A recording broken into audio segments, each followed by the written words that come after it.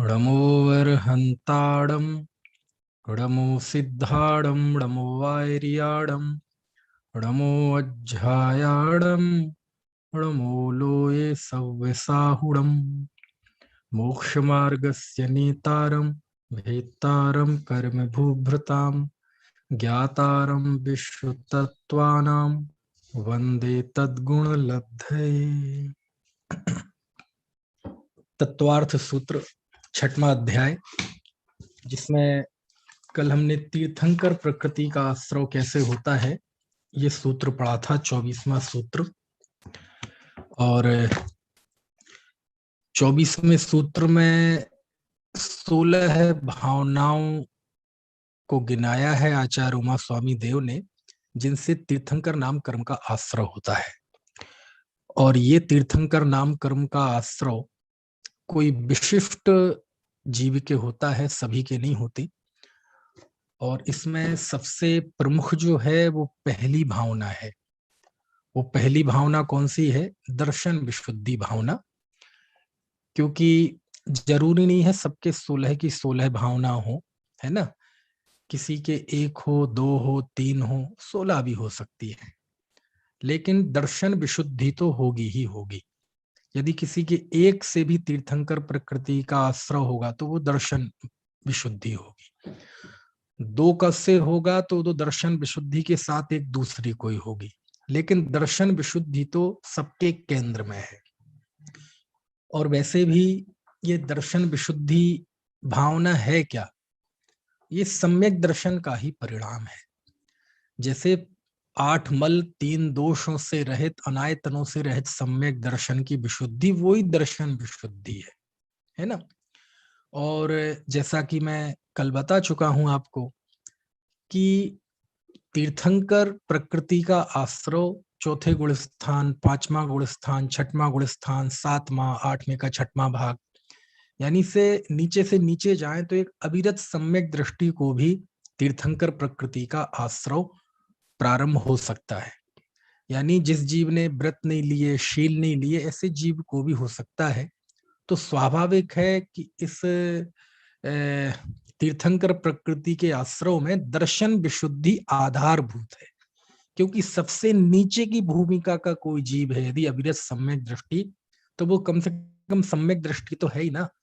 25 दोषों से रहे तो उसका सम्यक दर्शन तो है ना। तो वो आधारभूत जो है दर्शन विशुद्धि, वो तो कम से कम होगी ही, है ना। क्योंकि इसमें बहुत सारी चीजें हैं। अब जैसे शील व्रतेषु अनतिचार, ये तीसरे नंबर की भावना है। अब वो मान लीजिए कोई चौथे गुण स्थान वर्ती है, उसके तो शील और व्रत है ही नहीं, तो उसका निरतिचार पालन कैसे होगा? इसलिए 16 की 16 भावनाएं सभी को हो, है ना। आवश्यक परिहारणी, अब मुनि के आवश्यक होते हैं अथवा गृहस्थ के, है ना। तो वो आवश्यक वो अविरति है ना। तो इसलिए यथा योग्य लगा लेना, यानी सबसे नीचे की भूमिका वाला जीव जो है वो दर्शन विशुद्धि वाला है, सम्यक दृष्टि है ना। तो शेष उस गुण स्थान प्रमाण उस जीव की अपनी भावना प्रमाण होती है। बाकी पहली जो भावना है वो तो मुख्य रूप से, है ना, है ही, क्योंकि उसके बिना तीर्थंकर प्रकृति का आश्रय नहीं होगा, है ना। अब ये दर्शन विशुद्धि में होता क्या है? तो ये तो कल मैंने आपको 16 का 16 एक एक लाइन में पढ़ के बताया था कि 16 शब्द से ही उसका अर्थ निकलता है।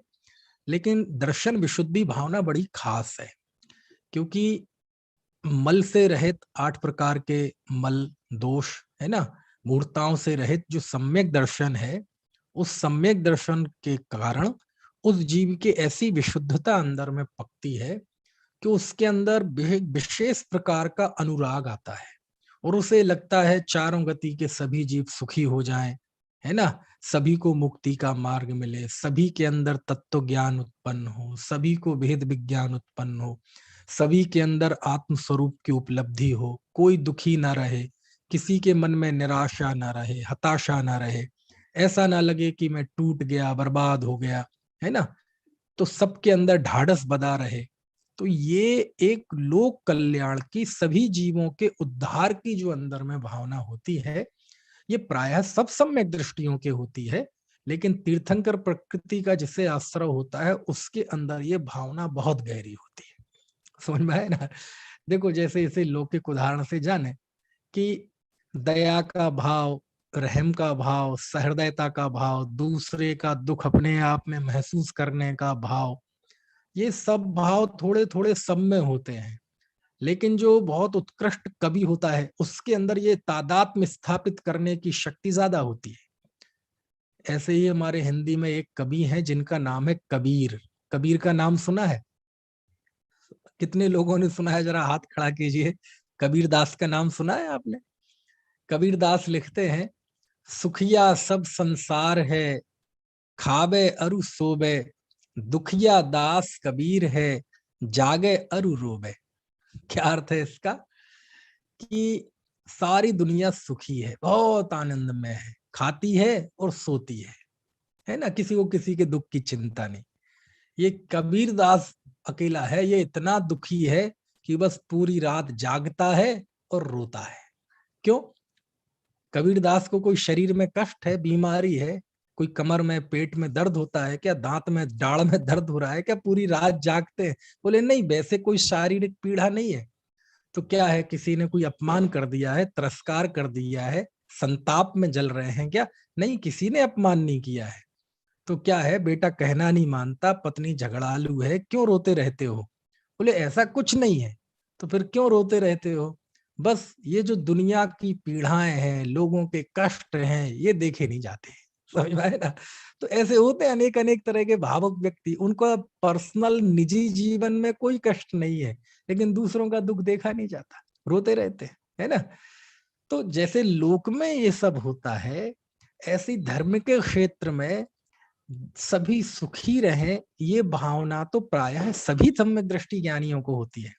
लेकिन किसी एकाध असाधारण पुरुष के ये भाव बहुत ताकतवर, बहुत बलवंत होती है, और ऐसा लगता है सब सुखी रहे, सबको आत्मोपलब्धि हो, सबको तत्व ज्ञान हो, सबको छह द्रव्य सात तत्वों का बोध जागृत हो, है ना? किसी के मन में कोई निराशा ना रहे, ऐसा ना हो जरा सा कष्ट आए और वो आत्महत्या करने लगे, वो टूट जाए, बिखर जाए, ऐसा ना हो। तो ये जो अंदर में प्रत्येक जीव के, है ना, मोक्ष हो, निर्माण हो, ऐसी भावना होती है, ऐसा तीर्थंकर कर्म का आश्रय होता है कि वो जीव जब स्वयं तीर्थंकर बनता है तो सारी दुनिया को तत्व का उपदेश देता है ना? देवों को, मनुष्यों को, त्रेंचों को, सबको देता है, कुत्ते बिल्ली गाय भैंस। तो ये जो सभी प्राणियों के कल्याण की भावना है, बिना भेद किए कि कौन पशु कौन त्रेंच, सब उस पुण्य का फल होता है कि जब समोषण लगता है उस जीव का, तो वहां कोई भेद नहीं होता, है ना? मनुष्य, त्रेंच, देव, अब नारकी तो वहां आते नहीं, सब एक साथ धर्म की आराधना करते हैं, है ना? एक ही कोटे में कुत्ते बिल्ली गाय भैंस रहते हैं। उनकी दृष्टि में सब जीव सुख के अधिकारी हैं, सब आत्म कल्याण कर सकते हैं, है ना? वहां बोलियां नहीं लगती ऐसी, है कि कौन बैठेगा, कौन मंगल कलश चढ़ाएगा। पता चले बोली लगे तो सारे रईस लोग आगे निकल जाएं, और बेचारा गरीब भली अंदर में विशुद्धि बहुत है, लेकिन वो पीछे चप्पलों में बैठा रहे। खैर, तो अब ये है, अब एक एक का तो मैं वर्णन नहीं कर रहा हूं, 16 कारण भावना का, कभी इसका अलग से प्रकरण लेंगे तो जरूर करेंगे, है ना? चलिए, फिलहाल हम अब विषय को आगे बढ़ाते हैं। आगे अब केवल 2 कर्म और बचे हैं, है ना? एक गोत्र कर्म और एक अंतराय कर्म। अब गोत्र कर्म का आश्रय कैसे होता है? तो गोत्र कर्म के 2 भेद हैं, एक उच्च गोत्र और एक नीच गोत्र, है ना? शास्त्रों में इनकी बहुत चर्चा आई है ना? हम सब पैदा हुए ना, तो सब का कोई ना कोई गोत्र है, तो उच्च गोत्र और नीच गोत्र। तो आप और हम कौन से गोत्र वाले हैं, उच्च गोत्र के कि नीच गोत्र के हैं? कहते देखो भैया, ये जो हमारी कुंडलियों में गोत्र लिखे रहते हैं, जो आपके परिचय पत्र बनता है ना, आपका बायोडाटा, वो बायोडाटा भी 2 तरह का होता है। एक तो कैरिकुलम बायोडाटा जो आप नौकरी के लिए बनाते हैं, एक दूसरा बायोडाटा वो होता है जो शादी के लिए होता है ना?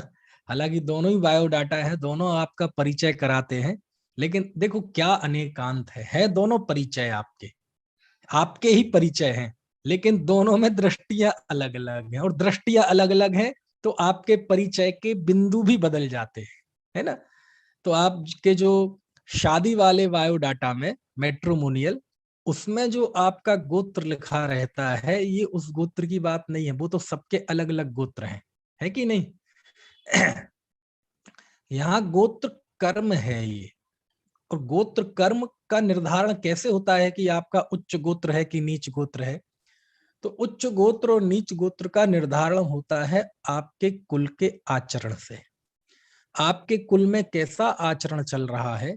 यदि जहां आप पैदा हुए हैं उस कुल में कुगुरु कुदेव कुधर्म की आराधना होती हो, हिंसात्मक क्रियाएं होती हो, व्यसनों का सेवन किया जाता हो, दया धर्म का पालन ना होता हो, है ना, जीवों के प्रति करुणा का भाव ना हो, परोपकार की बुद्धि ना हो, है ना, छल कपट मायाचारी संघर्ष कलह ऐसा वातावरण उस परिवार में रहता हो, तो वो यदि वहां ऐसे संस्कारों में आप पैदा हुए हैं तो वो आपका नीच गोत्र है। कौन सा गोत्र है? वो नीच गोत्र है। हो सकता है आपके सरनेम के आगे जैन लगा हो सकता है आपकी कुंडली में अच्छे अच्छे गोत्रों के नाम लिखे हों जो लोक में चलते हैं, है ना।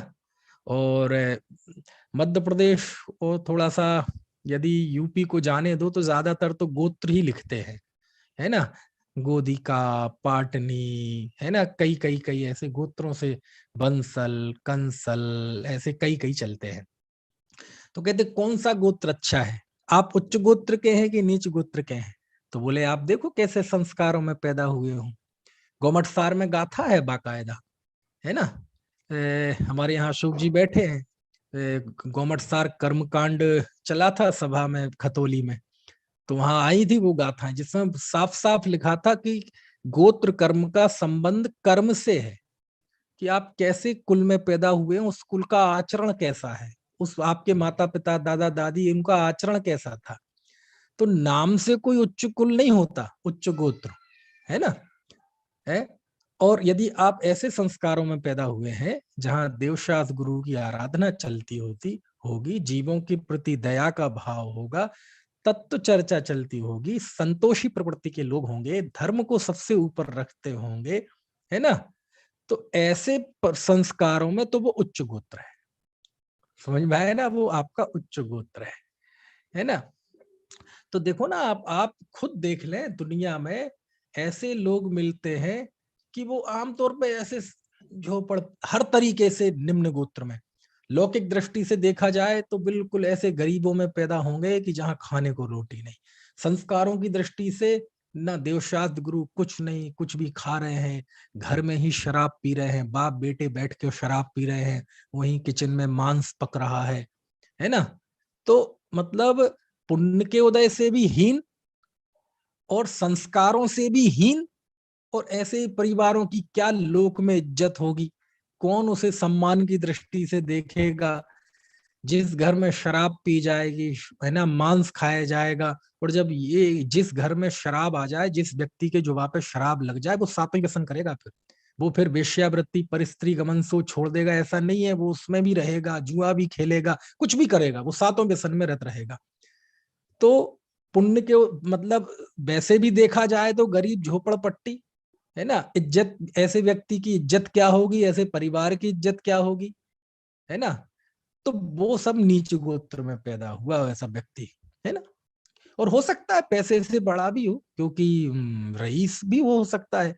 लेकिन यदि व्यसनों का सेवन चलता हो, लोक में इज्जत ना हो, सम्मान ना हो, धर्म ना हो, देवशास्त्र गुरु की आराधना ना होती हो, जिनवाणी ना पढ़ते हो, घर के लोग भक्ति आदि पूजन ना करते हो सच्चे देव की, मुनियों आदि को आहार दान ना होता हो, तो कहते वो सब ऐसे ही है ना। तो गोत्र, उच्च गोत्र और नीच गोत्र। तो इस 25वें सूत्र में बताया है कि व्यक्ति नीच गोत्र का क्यों होता है। अब ऐसे तो त्रयंचों और नारकियों के तो नीच गोत्र है ही, वो तो है ही सब, लेकिन अपन थोड़ा मनुष्यों की दृष्टि से देखें, विचार करें, क्योंकि हम सब मनुष्य हैं ना, और फिलहाल हम सबको स्वयं का कल्याण करना है ना। स्वयं के जीवन में जो विसंगतियां हैं, जो बुराइयां हैं, कहीं ना कहीं अभी हमें उन पे काम करना है। इसलिए मनुष्यों की दृष्टि से थोड़ा सा हम विचार करेंगे तो आखिर हम जाने कि कोई बुरे संस्कारों में है ना, बुरे माता पिता कुल में, गरीबियों में, कुसंस्कारियों में, सप्त व्यसन का सेवन करने वालों में, समाज में बहिष्कृत, है ना, बेइज्जत, ऐसे व्यक्तियों में, ऐसे गोत्र में क्यों पैदा होता है? ठीक है, तो हम में मान लीजिए इतना तो पुण्य का उदय हो किसी को कि वह मनुष्य हो, पंचेंद्रिय हो, है ना, आंख नाक कान बराबर मिले, लूला लंगड़ा ना हो। क्योंकि आपको बताएं, हजारों लाखों तरह के उदय होते हैं। किसी को इस तरह का पुण्य का उदय हो कि उसका शरीर बहुत स्वस्थ हो, लेकिन दूसरे तरह का पुण्य का उदय ना हो, बेचारा गरीब हो। अलग अलग तरह के, अलग अलग जाति के, अलग अलग तरह के पुण्य होते हैं, सब तरह के। किसी व्यक्ति का, है ना, पैसा बहुत हो, यश बहुत हो, लेकिन एक दूसरे तरह का पाप का उदय ऐसा हो कि बीमारियां हो अनेक तरह की। घर में अंबार लगा है पैसों का, लेकिन डॉक्टर ने कह दिया केवल दाल का पानी पीना है। लो समझ में आए ना। किसी का ऐसा हो कि इज्जत भी बहुत हो, पैसा भी बहुत हो, शरीर भी स्वस्थ हो, लेकिन बेटा कपूत निकल जाए, पत्नी झगड़ालू हो। समझ में आया ना। अथवा पति झगड़ालू हो, अब वो तो, अब मैं चूंकि पुरुष हूं तो हमें बार बार वो पति झगड़ालू हो, है, सास झगड़ालू हो, नंद झगड़ालू हो, भाई झगड़ालू हो, ऐसा हो जाए। किसी के पैसा बहुत हो, इज्जत बहुत हो, स्वास्थ्य भी हो, है ना, पत्नी भी अनुकूल हो, बेटे भी अनुकूल हो, और पता चले ऐसा एक्सीडेंट हो जाए कि लकवा मार जाए, पता चले आधी जिंदगी लकवा में निकले, आधी जिंदगी मतलब हाथ पैर टूट जाए, विकलांगता में निकले। तो बहुत अलग अलग तरह के पुण्य के खाते होते हैं हमारे। समझ में आए ना। स्वास्थ्य का अकाउंट अलग है, इज्जत का अलग, अनुकूलताओं का अलग, रुपयों का अलग, सम्मान का अलग है। सब बहुत अलग अलग अकाउंट होते हैं हर चीज के, और एक अकाउंट दूसरे अकाउंट में ट्रांसफर है, जरूरी नहीं है हो ही जाए, है ना। है, तो चलो खैर। तो अब यहां हम देखते हैं कि कोई व्यक्ति नीच गोत्र कर्म का आश्रय कैसे करता है। तो देखो जरा 25वां सूत्र एक बार देखते हैं हम। परात्म निंदा प्रशंसे सद्गुणोच्छादनोद्भावने च नीचैर गोत्रस्य, ऐसा सूत्र है। एक बार सब लोग मिलके बोलें, यद्यपि आवाज सुनाई नहीं देगी आपकी हमें, लेकिन बोलें। आपके आप सामने शास्त्र रखते हैं कि नहीं रखते हैं? चलो। परात्म निंदा प्रशंसे सद्गुणोच्छादनोद्भावने च नीचैर गोत्रस्य, ऐसा ये सूत्र है। आज मेरे समझ से थोड़ी नेटवर्क की भी प्रॉब्लम चल रही है लगता, क्योंकि आपके भी चित्र बार बार जा रहे हैं, तो हो सकता है थोड़ी नेटवर्क की भी प्रॉब्लम चल रही हो। खैर, अब जो चीज अपने हाथ में नहीं है उसमें हम क्या करें। तो देखो ये 25वां सूत्र है। इस 25वें सूत्र में आचार्य ने बताया, देखो जरा सारा सरल अर्थ देखते हैं। परात्म, पर आत्म, पर आत्म मतलब अपना, मैं, और पर मतलब मुझसे अलावा दूसरा। निंदा प्रशंसे, तो इस क्रम से लगाना, परात्म निंदा प्रशंसे, पर की निंदा और आत्म प्रशंसा। पहला क्या लिया लिया, पर की निंदा, और दूसरा आत्म प्रशंसा, अपनी प्रशंसा। और फिर आगे लिया सत असत गुण उच्छादन उद्भावने। दो प्रकार के गुण होते हैं, सतगुण और असत गुण। सतगुण मतलब अच्छे, सरल हो, मृदु हो, है ना, ईमानदार हो, है ना, देवशास गुरु का भक्त हो, ठीक है, अहिंसा वाला हो, सत्य बोलता हो, ऐसे। तो ये सद्गुण। और असद्गुण, चोरी करता हो, झूठ बोलता हो, छल करता हो, व्यसनों का सेवन करता हो, शराब पीता हो, दुर्गुण। तो सत असत, ठीक है। तो सत के साथ लगाओ उच्छादन, और असत के साथ लगाओ उद्भावन, ये क्रम सा लगाना है, ठीक है। तो सद्गुणों का उच्छादन, यानी किसी व्यक्ति में सद्गुण हो तो उसको ढकना, समझ में आए ना, उसे प्रकट नहीं होने देना। और असद गुणों का उच्छादन, जो दुर्गुण हो उसे सबको बताना, हो तो बताना और नहीं हो तो नए नए कल्पना करके बताना। समझ में आए ना। च नीचैर गोत्रस्य, ये नीच गोत्र कर्म के आश्रव के कारण है। कौन कौन से चार बताए? पर की निंदा, स्वयं की प्रशंसा, दूसरे में विद्यमान सद्गुणों को ढकना, ठीक है, उसे दुनिया को पता नहीं चलने देना, और बताए भी तो उसे इस तरह से बताना कि सद्गुण भी दुर्गुण की तरह हो जाए। तो सद्गुणों को ढकना, उच्छादन करना, ठीक है, और असद गुणों का उद्भावन करना, यानी किसी में असत गुण हो, दुर्गुण हो तो उसको दुनिया को बताना, ये नीच गोत्र कर्म के आश्रव का कारण है। ठीक है। अब देखो ये कितने अब देखो मैं मनुष्य की बात क्यों कर रहा था, इसलिए क्योंकि ये मनुष्यों की मुख्यता से ही आपको दिखेंगे। अब त्रिंच तो बेचारा बोलता नहीं, समझ में आए ना। त्रिंच तो किसी क्या आत्म प्रशंसा करेगा, क्या आत्म निंदा करेगा, पर निंदा करेगा। हाँ वैसा भाव कर सकता है वो, है ना।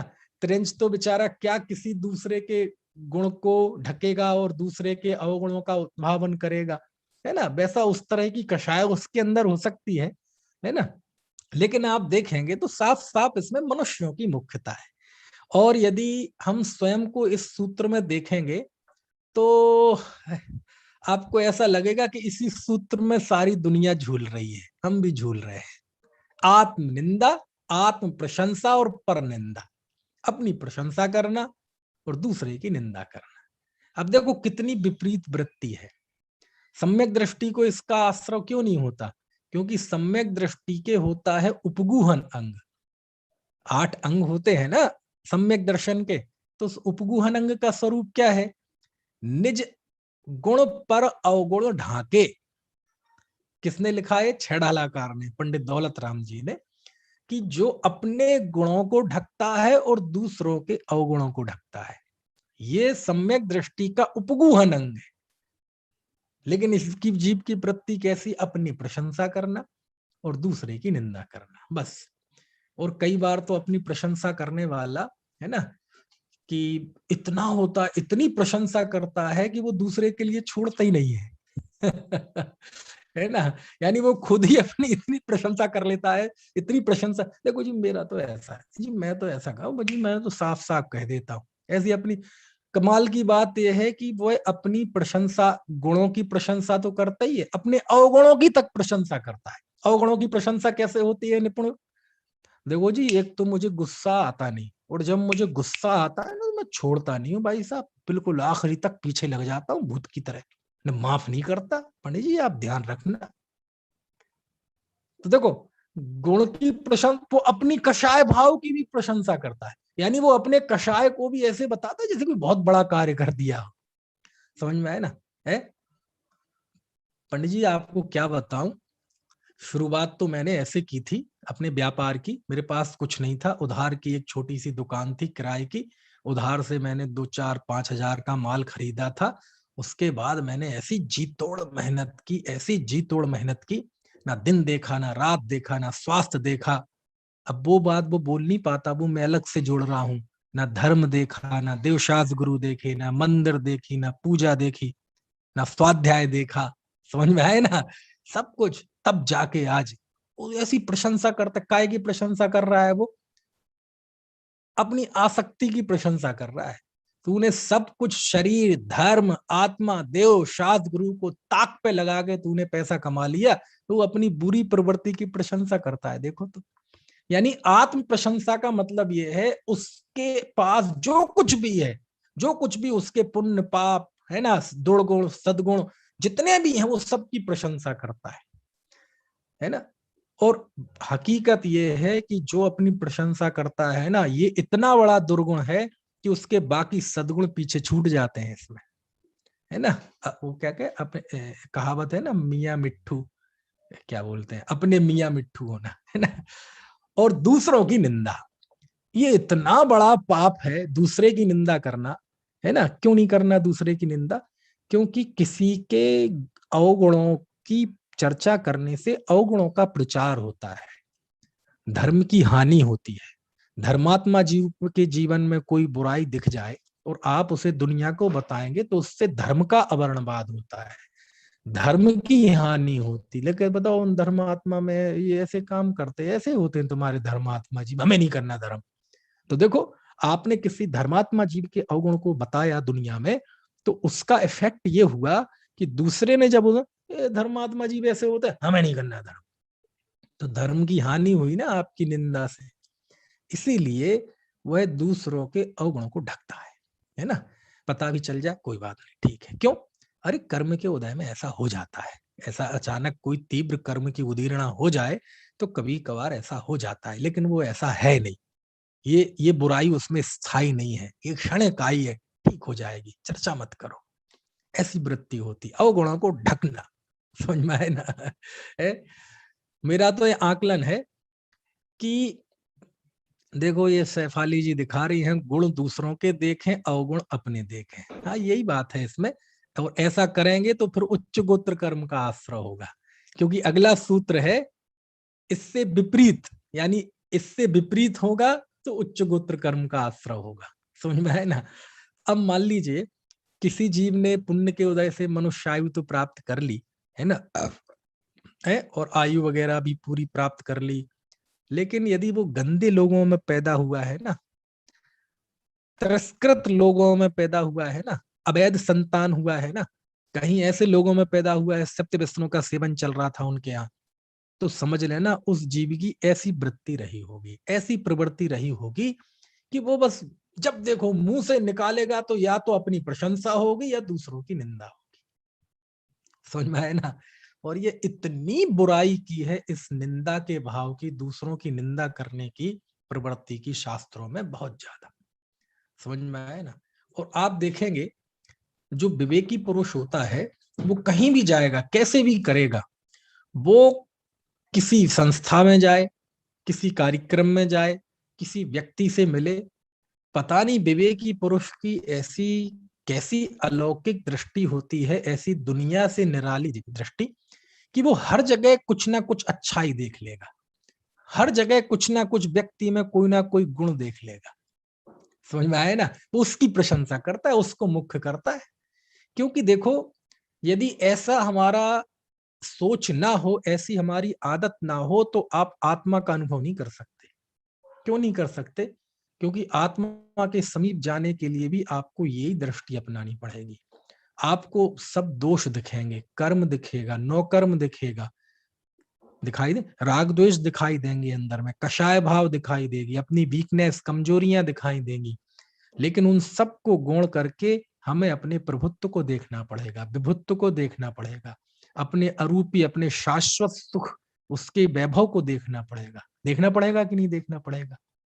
और ये यदि कला नहीं आई तो बाहर में भी वो कला विकसित नहीं होगी। यदि दोषों के भीतर निर्दोष आत्मा आपको नहीं दिखा और नहीं देख पाते हैं, यही कारण है कि हमें दूसरे जीव के दोषी दोष दिखते हैं, उसके गुण दिखाई नहीं देते।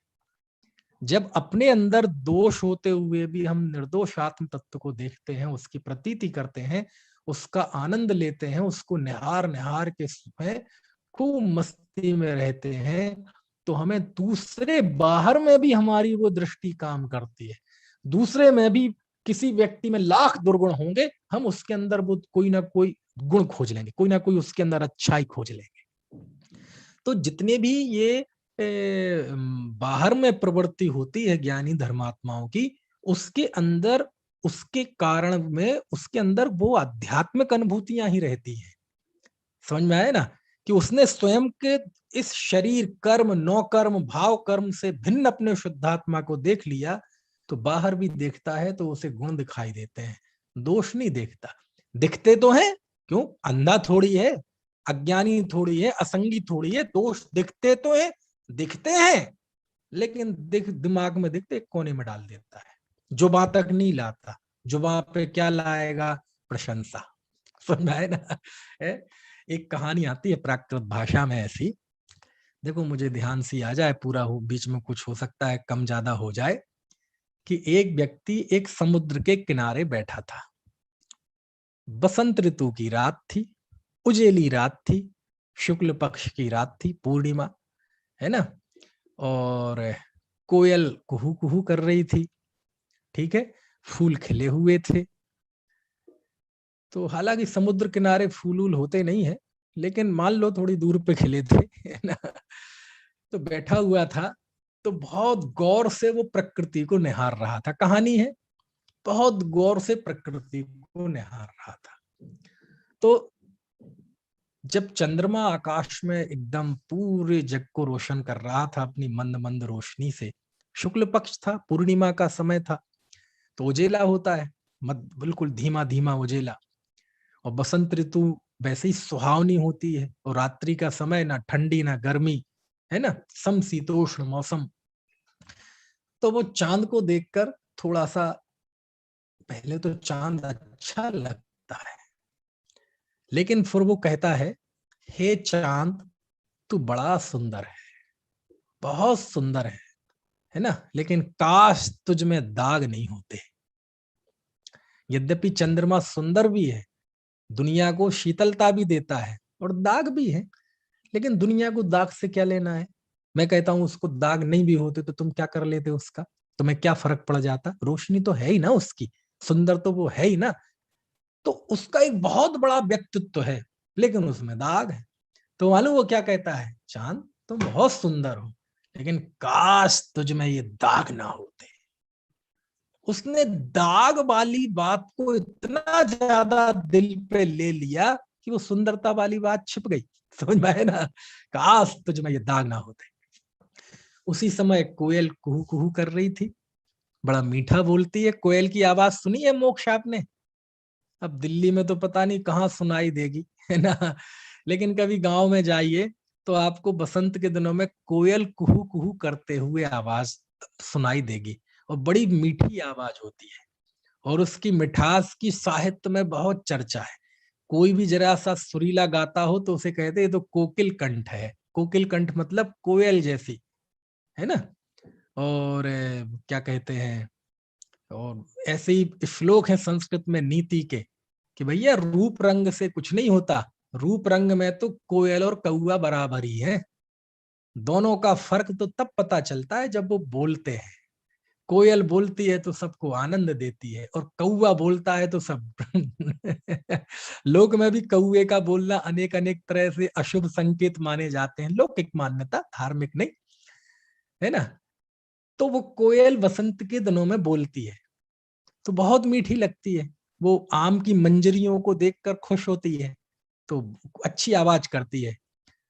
तो वो बैठा हुआ था, तो वो कहता है, कोयल तेरी आवाज तो बड़ी सुरीली है, लेकिन काश तू काली ना होती। वहीं फूल खिला हुआ था गुलाब का, तो गुलाब से कहता है, हे गुलाब तू बहुत सुंदर है, लेकिन काश तुझ में कांटे नहीं होते। पीछे समुद्र था, समुद्र की बहुत गंभीर होता है, गहरा होता है, और जब उसकी रात्रि में बैठते हैं और उसकी आवाज जो आती है समुद्र की, तो वो कहता है, हे समुद्र तू बड़ा गंभीर है, तेरी आवाज अच्छी है, तेरी गंभीरता पे तो दुनिया न्यौछावर है, लेकिन काश तू खारा नहीं होता। समझा है ना।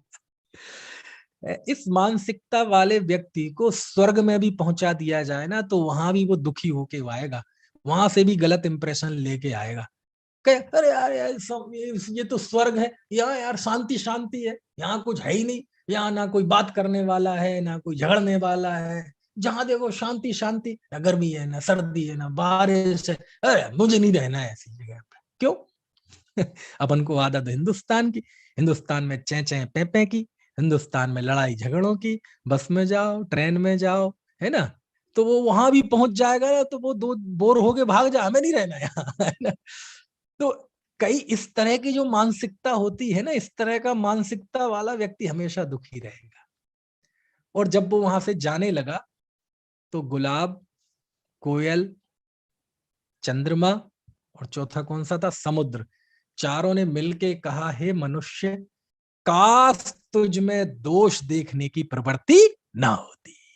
समझ में आया ना? दोष देखना, लोक में एक कहानी चलती है। अब वो कहानी तो श्री कृष्ण के बारे में है। अब वो सम्यक दृष्टि तो अभी है ना, वो तो अधोगति में गए हैं, लेकिन फिर भी उनकी एक कहा जाता था उनके बारे में कि वो बड़े गुणग्राही थे। कौन? श्री कृष्ण। ऐसी कथाएं चलती हैं। तो एक बार वो उनके इस प्रवृत्ति की प्रशंसा देवलोक में हुई, क्योंकि हमारे यहाँ कहानियों का पैटर्न है, जैनों में भी जैनेतरों के बाहर भी, कि किसी के भी गुण की प्रशंसा करना हो, उसका महात्म दिखाना हो, तो बीच में देवताओं को लाना पड़ता है। इंद्र का सिंहासन हिलना चाहिए, फिर वो वहां चर्चा होगी, फिर वहां वार्ता होगी, फिर वो परीक्षा लेने आएगा, और बिना परीक्षा के किसी के गुण की प्रशंसा ही नहीं होती हमारे यहाँ, है ना। हालांकि पंचम का अब इस युग में तो इंद्र आता नहीं, क्योंकि इंद्र दो कामों से आता है, या तो वो पंच कल्याणक के लिए आता है, या फिर किसी की परीक्षा लेने के लिए आता है। पंच कल्याण, अब यहाँ पंच कल्याणक होते नहीं, इसलिए वो आता नहीं, और ऐसे जीव रहे नहीं कि जिनकी परीक्षा ले सके। ये बिना परीक्षा कहीं फेल है ना, डिस्क्वालिफाइड है, इसलिए वो आता नहीं। तो कृष्ण के बारे में कहते हैं कि वो इंद्र आया एक देवता को लेके साथ में, बोले चलो जरा कृष्ण की परीक्षा लेते हैं, और उन्होंने अपना मनुष्यों का वेश बना लिया। कृष्ण वहां से आ रहे थे, तो उन्होंने पास में जाके कहा चलो और जी जय जनेन साहब, उनसे कुछ बात करने लगे और चलने लगे। और दूसरे देव को कहा तू कुत्ता बन जा। तो दूसरा देव ऐसा कुत्ता बना, बिल्कुल, वो बिल्कुल भारत देसी कुत्ता। और आप देसी कुत्ता इसलिए कह रहे हैं क्योंकि विदेशी नस्लों को तो लोग पालते हैं, उनकी निंदा सुनना आप पसंद नहीं करेंगे, समझ में आया? इसलिए मैं देसी कुत्ता, देसी कुत्ते की निंदा सुन लेंगे हम, समझ में आए ना। विदेशी भी होते हैं ना, कौन कौन से, पॉमेलियन, लेब्रा, और क्या क्या, जर्मन शेफर्ड, ऐसे कई कई तरीके से। मैं जानता नहीं था, जब से मेरठ में आया इनकी क्वालिटी जानने लगा, वैरायटी क्या। शहर के ये क्या कहना चाहिए, साइड इफेक्ट्स है ना। खैर, तो देसी कुत्ता था, और उस वो मालूम कैसा बना, बिल्कुल देसी कुत्ता, बिल्कुल दुबला पतला सड़ा गला, शरीर में मवाद बह रही है, मक्खियां बह रही हैं, खाज दाद खुजली, जितने जितने चर्म रोग होते हैं उसे हैं। और उसके सिर पे बारिश के दिनों में वो हो जाता है ना, बहुत गंदा सा मवाद, खून निकल रहा है, ऐसा बिल्कुल। यानी जैसा कुत्ता दूर से दिख जाए तो माताएं बहनाओं को तो वो वोमिटिंग का भाव आ जाए, ऐसा। तो कृष्ण जी से वो इन बात करता जा रहा है, बोले हाँ जी ऐसा है, और आजकल मनुष्य लोक में यहाँ क्या, मतलब क्या चल रहा है आपके द्वारिका में, ये जरा दूर चले, ये कुत्ता गंदा, अपन थोड़ा दूर चले। तो वो हर बात में, हर एक मिनट में, अपन थोड़ा दूर, कितना गंदा, कितना, अरे इससे दूर चलो, इसको भगाओ भाई। तो ऐसा कई बार वो कहता है, रुकसाता है, लेकिन कृष्ण को कोई फर्क नहीं पड़ता। वो उनकी बहुत शांति से बातें सुनते जाते हैं, और उस कुत्ते को ही निहारते जाते हैं, कुत्ते को ही देखते जाते हैं। वो फिर कहता है आप क्या देख रहे हो, इसको या तो इसको भगाओ या अपन दूर चलो, इसके रहते हुए बात नहीं करूंगा।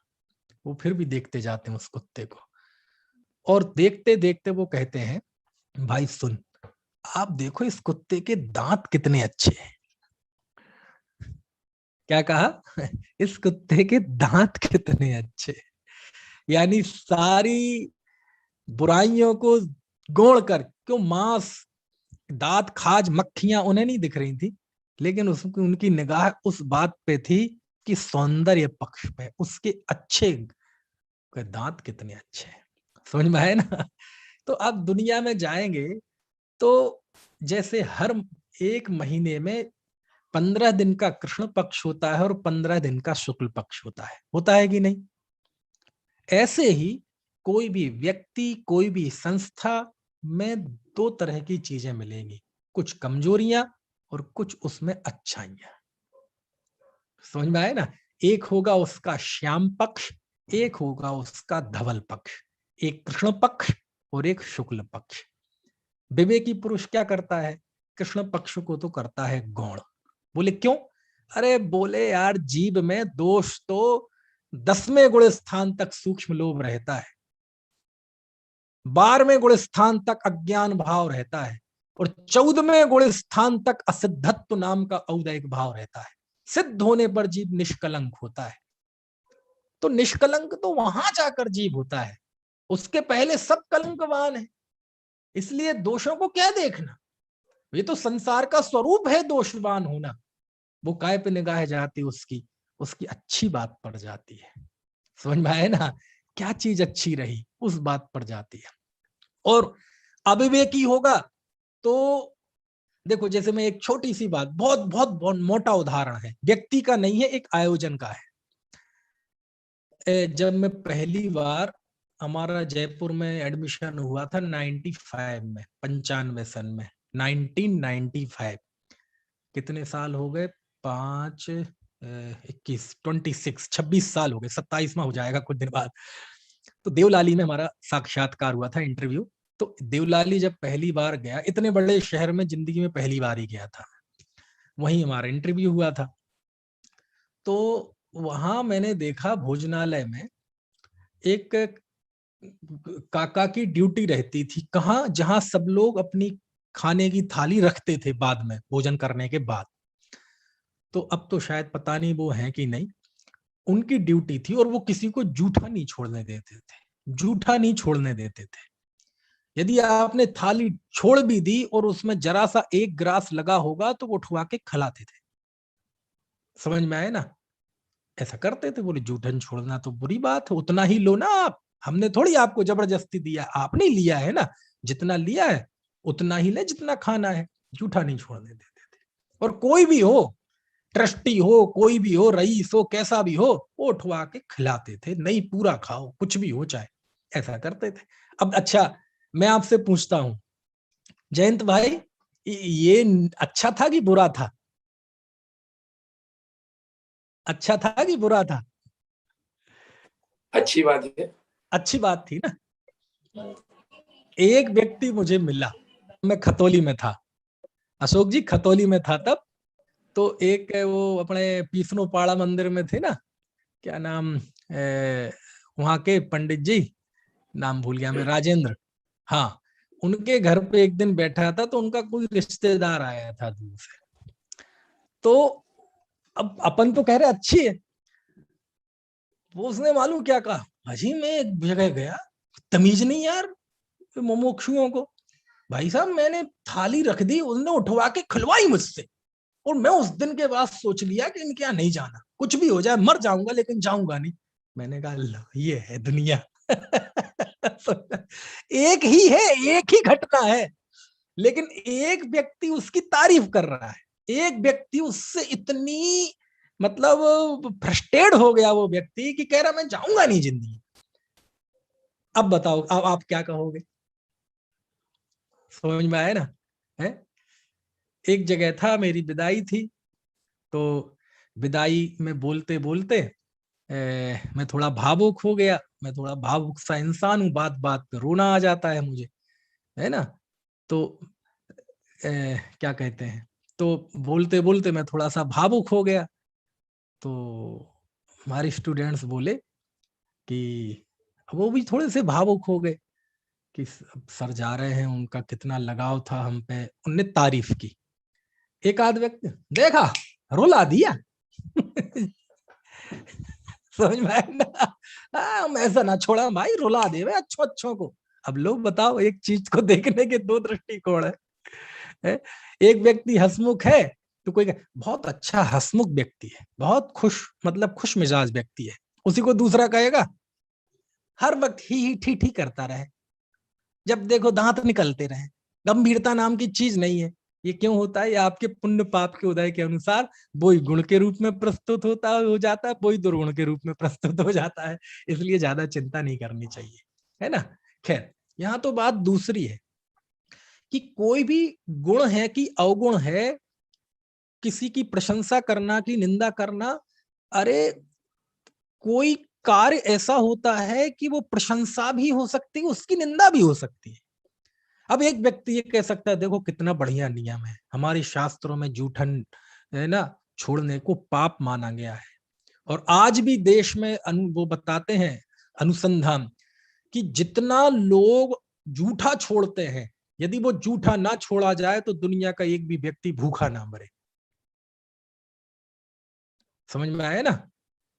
तो कोई व्यक्ति उसकी तारीफ भी कर सकता है, निंदा भी कर सकता है। मतलब क्या हुआ कि विवेकी पुरुष जो होता है वो जहां जाएगा कुछ ना कुछ अच्छी देख लेगा, व्यक्ति में अच्छा देखेगा। और ये क्या करता है, ये प्रशंसा करेगा तो बस खुद की। कहीं भी कोई भी बात होगी अपने आप, अजी मैं तो ऐसा करता, अजी तेरा पूछ कौन रहा है, लेकिन नहीं बताएगा बिल्कुल ऐसे। और दूसरे में तो कुछ नहीं, सारी दुनिया बेकार है, कुछ नहीं है वो। आप उसके सामने किसी की प्रशंसा कर दो, वो मालूम हो सकता है जिसकी प्रशंसा की जा रही है वो वास्तव में प्रशंसनीय ही होगा, लेकिन इसको प्रशंसा सुनी नहीं जाती किसी की। किसी की प्रशंसा सुनती है तो ऐसा लगता है मैं कान बंद कर लूं, लेकिन बंद कर नहीं सकता। तो मालूम है क्या कह देगा निपुण, आपके बीच में संदिग्ध वचन बोल देगा, संशय के वचन, डाउट क्रिएट कर देगा। कैसा? भाई साहब ज्यादा ना बताओ, ज्यादा तारीफ ना करो उनकी, भाई साहब मेरा मुंह मत खुलवाओ आप, मैं सब जानता हूं उनके बारे में, सब जानते, रहने दो। तो बताना क्या, ना कुछ है नहीं कहने को, लेकिन क्या करें, प्रशंसा सुनी नहीं जाती, प्रशंसा करी नहीं जाती। तो वो कुछ ना कुछ ऐसी बात, भाई मुझे सब पता है, मेरा मुंह मत खुलवाओ, है ना? तो खोल देना, कुछ है ही नहीं कहने को। लेकिन वो ऐसे वचन बोल देगा संदेह के कि आपके मन में संदेह पैदा हो जाए। समझ में? और मेरा एक आकलन है, जहां भी चार लोग बैठे होंगे ना, वो किसी ना किसी की निंदा कर रहे हो। और कई लोग तो ऐसे मिशनरी निंदक होते हैं, ऐसे मिशनरी निंदक कि आपने आरा मशीन देखी है? आरा मशीन, वो चिराई मशीन होती ना, जिसमें बड़े बड़े लकड़ी के गट्ठे काटे जाते हैं, और वो एक ऐसा आरा चलता है ऊपर से नीचे, और बड़े बड़े लकड़ी के गट्ठे ऐसे करो, खट डालो, खट डालो, खट, ऐसे कटते जाते हैं। ऐसे चार लोग जहां बातचीत कर रहे हो ना, आपको जिस व्यक्ति की दुर्दशा करानी हो, जिस व्यक्ति की बखिया उखड़वानी हो, उसके बीच में उसका जाके नाम ले दो। चार लोग आपस में बात कर रहे थे, आप जिसकी बखिया उखड़े नहीं उसको सामने उनका नाम ले दो। बोले मैं ये बात कर रहे थे, अरे वो ऐसा वो ऐसा वो ऐसा वो ऐसा, बीच में जाके कहो और भाई निपुण के बारे में क्या ख्याल है, अरे मैं जानू यार, नाम मत लो उसका। फिर 10 मिनट निपुण की खटिया खड़ी। अच्छा वो रतलाम वाले जयंत भाई, भाई साहब, अच्छा वो मेरठ का मनीष भाई, अरे तो बस लकड़ी रखो, खट, आप तो नाम ले दो बस, खट। ऐसी ऐसी मिशनरी निंदक होते।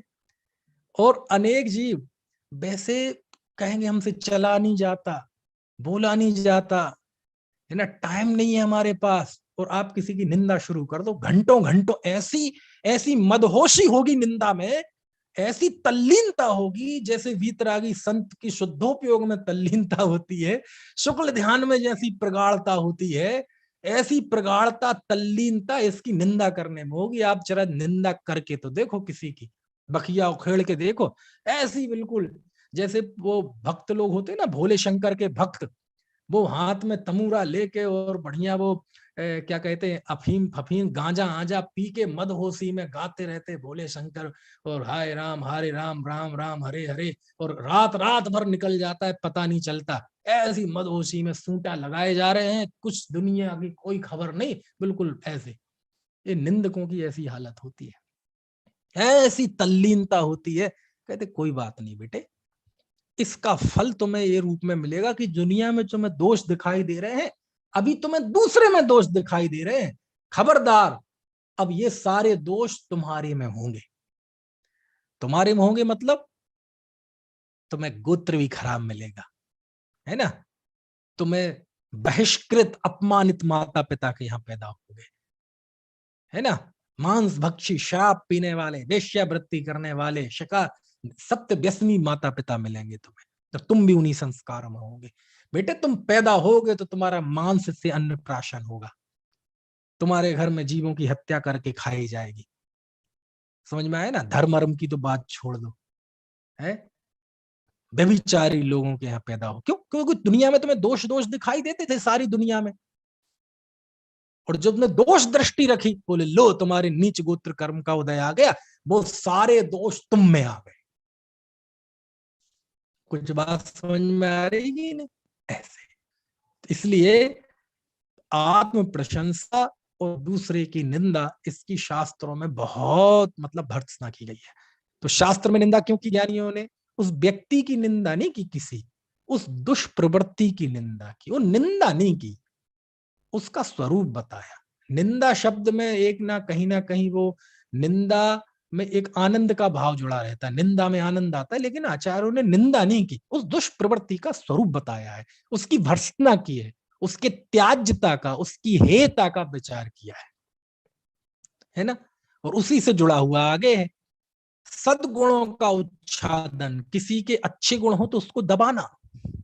साहब वो व्यक्ति बड़ा सत्यवादी, अरे छोड़ो यार, खा खा लोगे, तुम जानो, अभी तुम्हें कुछ ना पता, दबा देगा वो। और असद गुणों की, यार मैंने सुना है कि यार उस व्यक्ति के बारे में कुछ सुना है, तुमने, सारी दुनिया जानती है, सारे हर समाज का हर आदमी जानता है, भाई साहब उसकी 7 पीढ़ी को जानते हैं। वो जो गुण नहीं भी होंगे अवगुण, उन अवगुणों को बना देगा और लोक में उसकी उड़ाएगा। समझ में आए ना। तो ये सब नीच गोत्र कर्म के आश्रव के कारण है। बोले खबरदार, अगले जन्म में तुम्हें वो सारे दोष तुम्हारे अंदर पैदा होंगे। समझ में आया ना। क्यों? तुम उन्हीं दोषों को देख रहे थे, इसका मतलब तुम्हें उन दोषों के प्रति बड़ा आकर्षण है, उसी की चर्चा, उसी की वार्ता। तो लो दिए, तुम्हें दिए, जाओ तुम भी इन्हीं दोषों को जियो। समझ में आया ना। इस तरह ये सूत्र है, परात्म निंदा प्रशंसे सत सद्गुणोच्छादनोद भावने च नीचैर गोत्रस्य। समझ में आया। एक 2-3 मिनट बचे हैं, क्योंकि कल पता नहीं वो बात नहीं आ पाएगी। देखो क्या होता है स्थितिकरण। एक आचार्य कुंद कुंद के गुरु थे जिनचंद आचार्य, और उनके गुरु थे माघनंदी आचार्य। नाम सुना है? चलो समय हो गया, मैं कल बताऊंगा, मुझे ध्यान करा देना, मैं वो घटना जरूर सुनाऊंगा आचार्य माघनंदी की, क्योंकि वो अभी मैं जल्दी जल्दी में सुनाऊंगा तो वो उसका वो रस नहीं आ पाएगा कि उस कथा से क्या सीखना चाहिए। तो मैं कल सुनाऊंगा, अभी समय हो गया है। यदि किसी को कोई प्रश्न हो तो पूछ लो।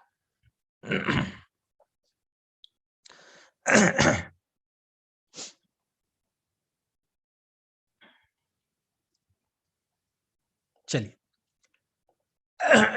जिन वाणी स्तुति करते हैं।